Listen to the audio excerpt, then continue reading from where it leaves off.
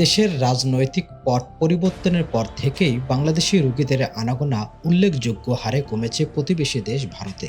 গত বছর চিন্ময় ইস্যুকে কেন্দ্র করে ভারতের পশ্চিমবঙ্গ ও ত্রিপুরা কয়েকটি হাসপাতাল এবং কয়েকজন চিকিৎসক বাংলাদেশি রোগী দেখবেন না বলে ঘোষণা দিয়েছিলেন। এরপর বাংলাদেশ থেকে রোগী আসা প্রায় 70% কমে যায়।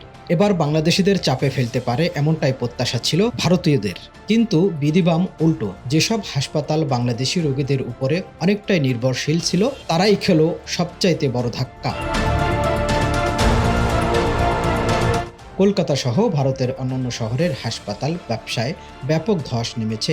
ভারতীয়রা বাংলাদেশিদের বিপাকে ফেলার ছক কষতে যে নিজেরাই যে বিপাকে পড়বে এমনটাই হয়তো তারা বুঝতে পারেনি। হাসপাতালগুলো থেকে শুরু করে বাংলাদেশীয় পর্যটক প্রায় শূন্যের কোঠায় নেমে আসায় আরও বিপাকে পড়েছে পশ্চিমবঙ্গের হোটেল রেস্তোরাঁগুলো।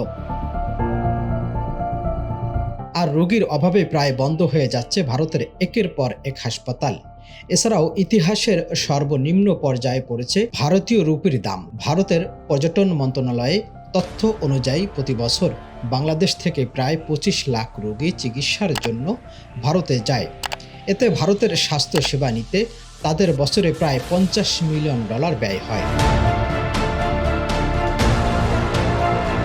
এমন পরিস্থিতিতে চীন বাংলাদেশের স্বাস্থ্য খাতে বড় ধরনের বিনিয়োগ করতে চায়। চীনের রাষ্ট্রদূত ইয়াং ওয়েন পররাষ্ট্র উপদেষ্টা মোহাম্মদ তৌহিদ হোসেনের সঙ্গে সাক্ষাতে ঢাকায় বিশেষায়িত হাসপাতাল নির্মাণ এর সহায়তা এবং চীনের রোগী পাঠানো নিয়ে আলোচনা হয়েছে। এছাড়া চীনের সহযোগিতায় ঢাকার পূর্বাঞ্চলে একটি বিশেষায়িত হাসপাতাল নির্মাণের প্রস্তাব রয়েছে, যার জমিসহ অন্যান্য সুবিধা দিতে বাংলাদেশ সম্মতি জানিয়েছেন। মন্ত্রণালয় জানায়, চীনের পররাষ্ট্র উপদেষ্টা প্রথম দ্বিপাক্ষিক সফরে বাংলাদেশি নাগরিকদের উন্নত মানের চিকিৎসার জন্য চীনের কুনমিং এ 3 থেকে 4টি অত্যাধুনিক হাসপাতাল নির্মাণ করে দেওয়ার অনুরোধ জানাবে ঢাকা। Desk report, Digvijay.